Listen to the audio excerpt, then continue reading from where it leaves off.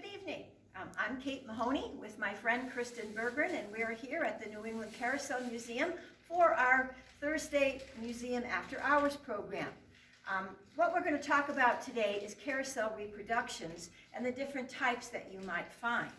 The one we're looking at right here is a very common type of carousel horse reproduction. It's one that's made out of wood, but it's a modern carving that was made in Asia. This particular horse is a copy of one that was originally done by Solomon Stein and Harry Goldstein. How do I know it's not the real thing? Well, if I looked at pictures in Painted Ponies or other books, I'd see things that are very similar. But when I look closely at this one, I'll note that the quality of the carving is not the same. The horse itself is a bit smaller. It's the same on both sides, exactly the same.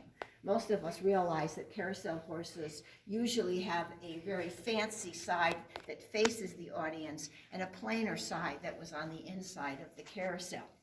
The wood that this horse is made out of is very, very heavy, so if you tried to move it, you would notice that the wood is quite heavy. This particular style of carousel horse is made to look like it's old. Sometimes they use techniques to distress the wood, beating it with chains, burying it in dirt, all kinds of things that will make it look cracked and old. Nobody's trying to fool you when they create these pieces. Most of them are created simply to be decorator pieces for people who'd like to have a carousel horse in their living room or in their home, but don't wish to purchase the real thing.